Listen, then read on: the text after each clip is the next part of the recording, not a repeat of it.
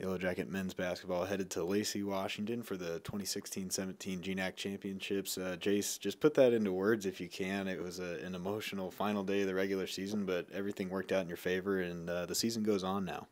It does, yeah. We were all down, obviously, after our game because, the odds weren't very good that we were going to make the tournament after that, and I felt like it was my last game, and we were all down, and then Coach told us the score of some of the games, so we knew there was a chance, and we were all tuned into the games watching, and once that final buzzer sounded in the Nazarene Alaska game, we all went crazy. We were excited that we get to keep playing, and it's a new season now.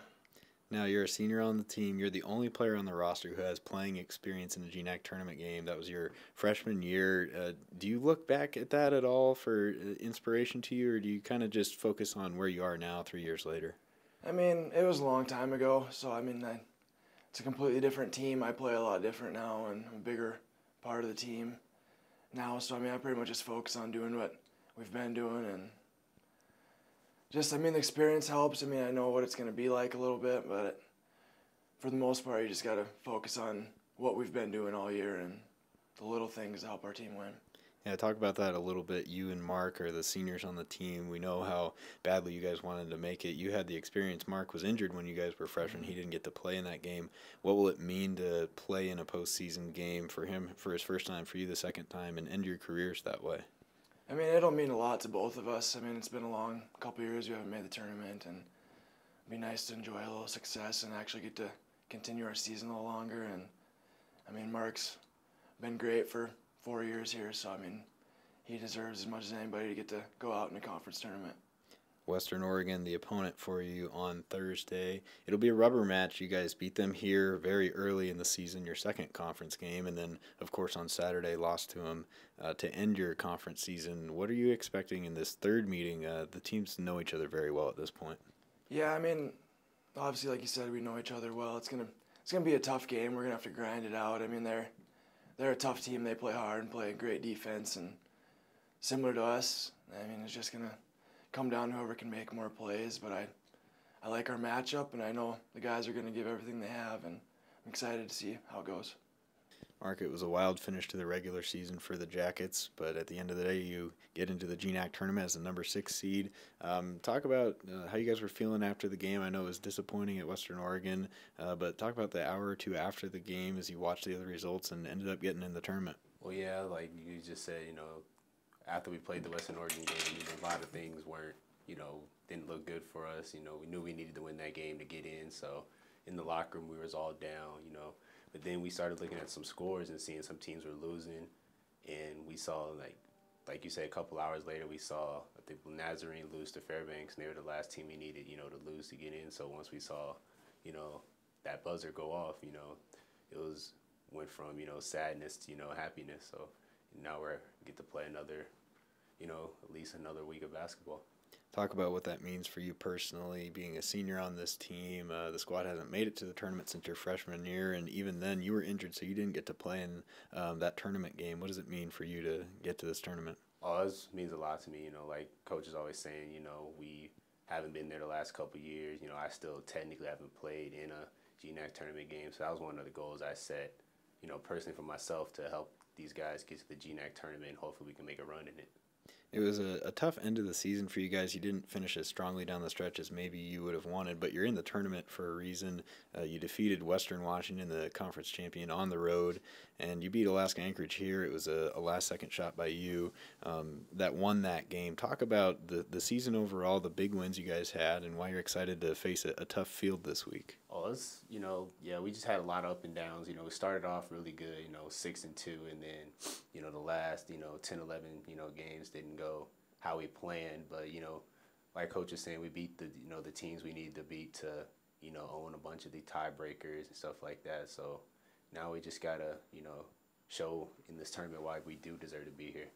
Now, 1 week of practice and preparation before you get to Lacey for the tournament. What are you going to focus on this week? What are you going to help the team focus on? And you face an opponent that you've already seen twice in Western Oregon Thursday.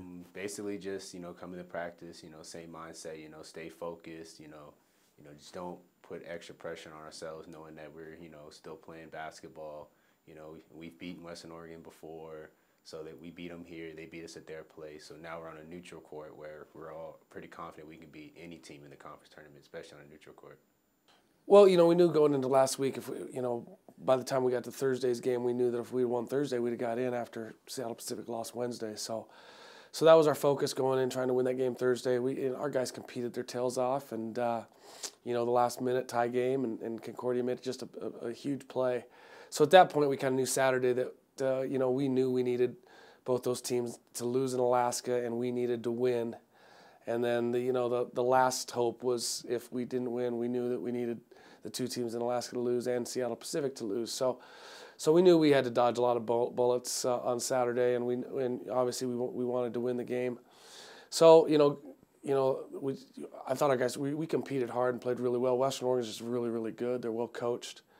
They have a guy I think is the best player in the league, in Tanner Omlid. So we competed hard. We just didn't make enough shots, and so after the game was over, the guys were pretty upset. You know, I think most of them thought the season was over.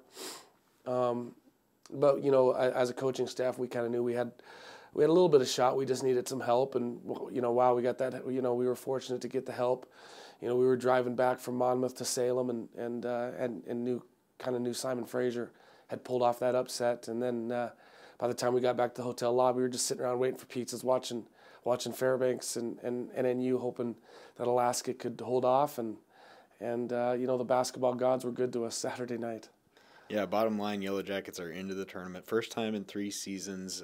Talk about the excitement among the guys and what you'll focus on this week, a big week of practice coming up. Well, I think they're excited. You know, I think after the game Saturday night, you know, I think most of them felt like the season was over, you know, and so we've kind of, they've been brought back to life within the course of an hour after thinking your season's over. You get a chance to play. And so I think they're excited. In the end, you know, you play these, you know, a 28-game season. You play a 20-game conference season. And the goal is to be able to extend that year. And not everybody in the country still gets the opportunity to play once their regular season's over. And we've done enough to do that, and we've done enough to advance. And at this point, it doesn't matter what our record is. It doesn't matter, you know, what's gone on over the course of the last 4 months. And what matters is that we get another chance to play on Thursday, and if we take care of business, we'll get another chance to play Friday. And so the guys are excited. We're looking forward to practice. Obviously, it's a week where we're not going to have to spend too much time learning, spending a ton of time on a scout, considering we just played. The team we play Thursday is the team we just played Saturday. So I think we're excited that, you know, there's some life. The guys, I think right now they need to get rested. We've just been on the road a lot here these last 5 weeks, but we're excited and ready to go. This is a team that has proven it can hang with any team in the GNAC, and actually it was the win over Western Washington on the road and the win at home against Anchorage, the last-second shot by Mark Matthews, that really got you into this tournament. That's what broke the 3-way tie between you, NNU, and Central, and now you have Western Oregon on Thursday.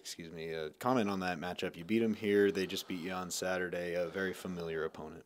You know, that's the thing we're trying to emphasize to the guys is, you know, we played well last week. We didn't make a lot of shots, but you know, we're telling you, you know, don't feel like, you know, we're backing into the tournament. You know, there's a reason why we made the tournament. You know, we won at Bellingham. We beat Anchorage here at home. We were able to go into Ellensburg and beat Central. So we did enough to get ourselves into the tournament. You know, of the teams below the 4 spot, we're the only team that's beaten 1, 2, 3, and 4. We're the only team that did that this year.